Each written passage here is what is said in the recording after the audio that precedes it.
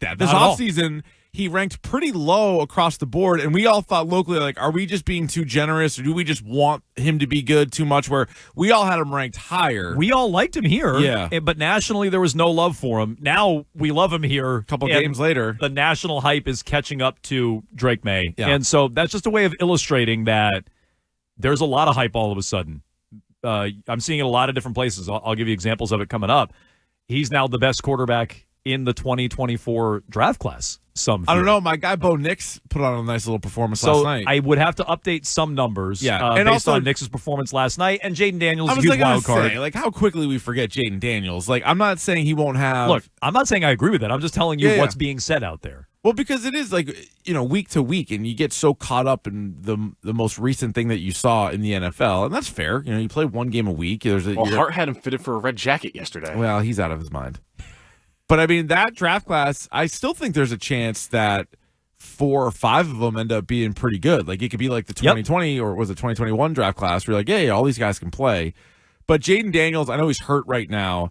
He got so far out in front of everybody. Like, he was lapping the field. Yeah, he really could miss a year. So if he has a bad year, you can't be like, I mean, he was in the NFC Championship game, and it was the runaway rookie of the year. And now, all due respect, Drake Maye has 2.5 good games. Everyone's like, he's better than Jaden Daniels. Like, no, he's not. So look. Not yet. Look, it's an example of riding the roller coaster, but I think it's fair to ride the roller coaster because after week 1, when J.J. McCarthy led the comeback win. Yeah, but he also sucked most of the game. He did, but I'm just saying, after week 1, we're like, he might be the worst quarterback in the class based on the way that it's playing out and how he played week 1 against the Raiders and how he only won 1 game as a rookie, and that's what we said. I don't think any of us said he's the worst, but we're like, the way it's playing out, if McCarthy can play and Penis Jr. looked great week 1 and all this stuff, Jaden Daniels came out and was lights up and out. down for him. Isn't it always? Yes. Yeah. He's on the rise after last week, Keefe. You think so? Yeah. Okay. It'll probably go back down. Yeah, probably. But when you look at that quarterback class, after week 1, we're like, man, you can make a case. If you size up the quarterback class. Not that either of us made it, that he's the worst.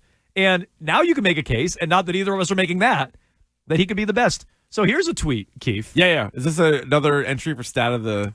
You tell me. Okay. This is Ian, how would you say this name? Hartitz. You want me to, Nick? I'm just looking for a clarification. Hartitz.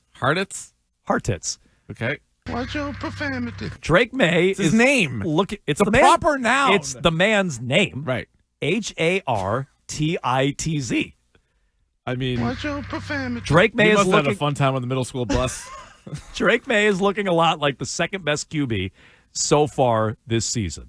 Wait, second best QB in the league? I'm sorry, I misread that. The best second-year QB so far this season. Okay.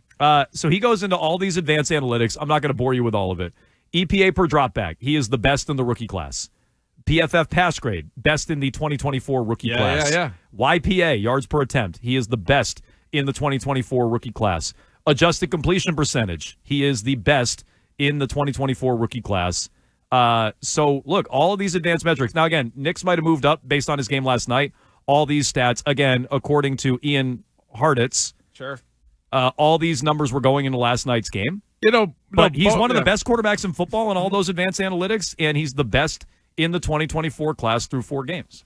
Yeah, I mean, again, quarterback rating, very simple. I know some people might not love that stat. We brought this up yesterday, but Drake Maye's 5th in the league behind only Lamar, Jared Goff, Jordan Love, and Josh Allen.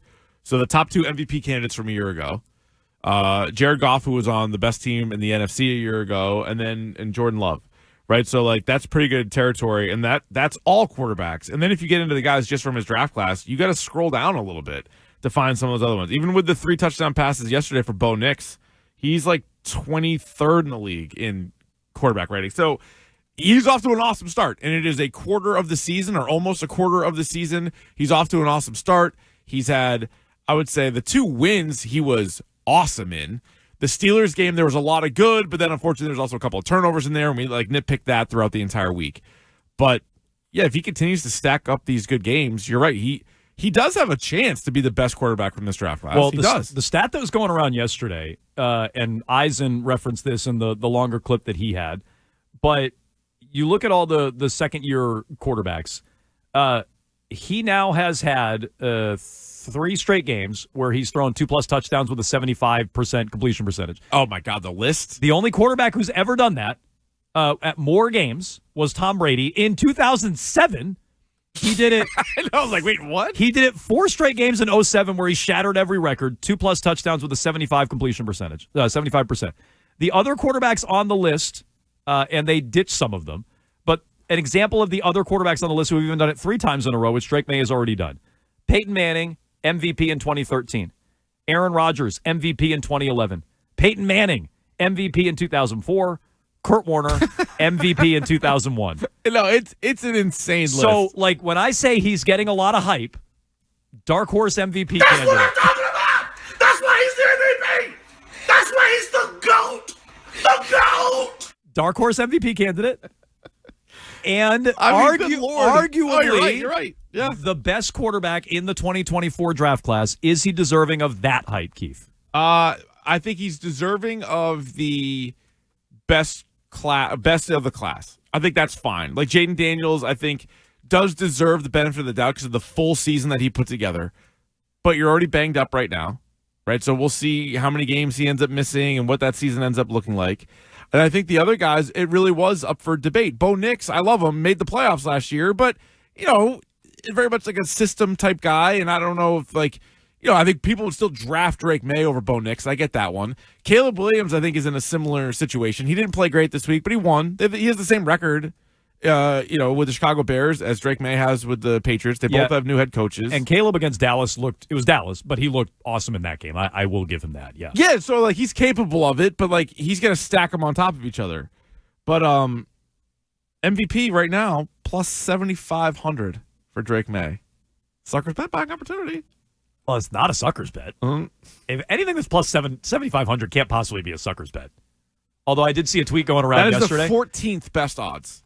Wow. Really? It's the 14th best odds. He's tied with a couple guys, but he's only behind a bunch of other quarterbacks, as you can imagine. He's ahead of every other position player. Every other skill player. I did like it. Dubs on Twitter sent me this. They said it's another individual's tweet from the Jake and Ball show. The Tennessee Titans are plus 10,000 to win the AFC South. That means if you bet $10 on the Titans to win the division, you'll lose $10. So I guess there could be a sucker's bet. Yeah, how much odds. did you bet on Canales to win? He was plus 1,600. How much did I bet? Good question. I don't think I plunked down a ton. But he was plus 1,600. I think that was a sucker's bet. They're saying Drake Maye has a significantly better chance to be the league MVP than the Titans do of winning the division. Correct. Yeah. So look, is he deserving of the hype that he's a dark horse MVP?